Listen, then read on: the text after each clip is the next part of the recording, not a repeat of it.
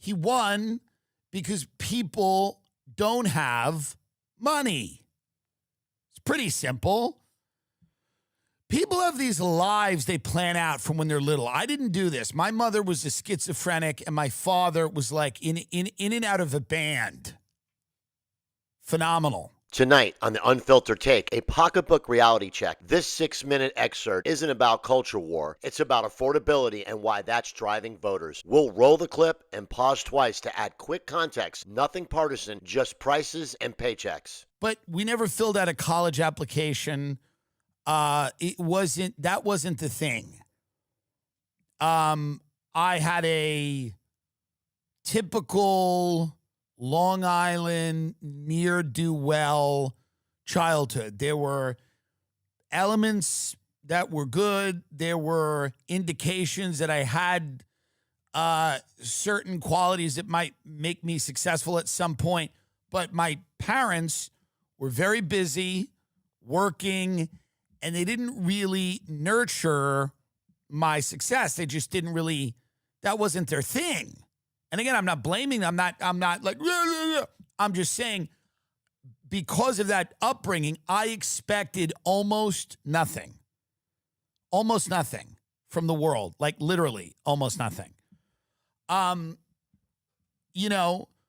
there are people out there who really start very early and believe, and I'm not saying they're wrong. I'm just telling you the makeup of this type of person. They do well in school. They do their homework. They get into a good college. They get an internship while they're at college. They work hard at their internship.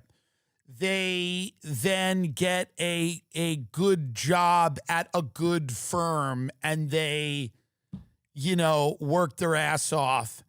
And those are the people that are finding it increasingly difficult to afford New York City. Translation, the did everything right cohort is squeezed. Rent, groceries, transit stacks up faster than wages, regardless of the party. When essentials outpace pay, politics shift towards whoever sounds like they'll fix the cost of living. Those people, the paint by numbers, pin a ribbon on me, I did all of the right things. I have all of the right views. I post all of the right things on social media.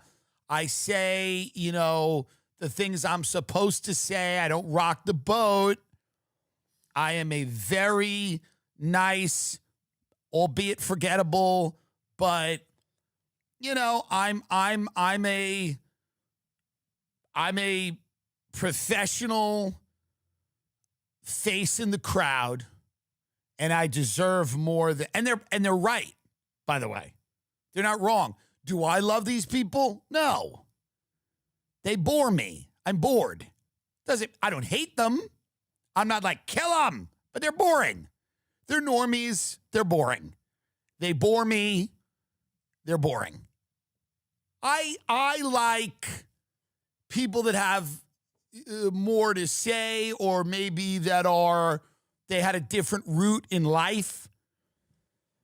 And a lot of my friends are normies. And I because they're my friends, I'm friends with them. But if they weren't my friends, I wouldn't be friends with them.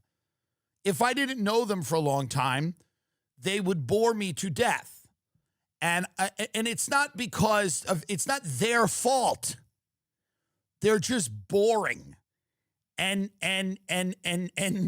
vapid and surface and dull and pointless, and their lives don't have any meaning, and they infect me with how boring and dull they are, and their concerns are so small and petty. What a waste of a life they live. But I don't dislike them. Do you see? But that is the coalition that Zoran has.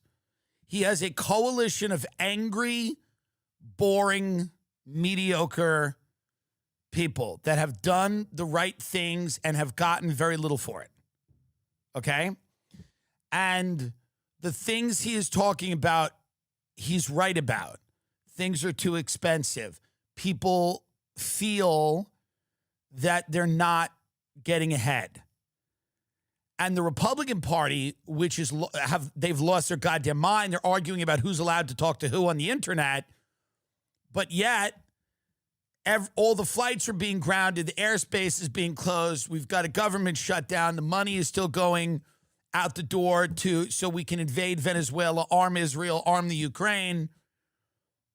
Or it's a giveaway to Palantir so that Peter Thiel can install surveillance technology in all the cities that rioting is going to happen in 3, 2, 1.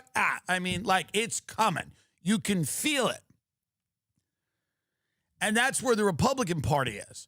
So the Democratic Party, which swept New Jersey, swept New York, swept Virginia, they're concentrating on things that matter.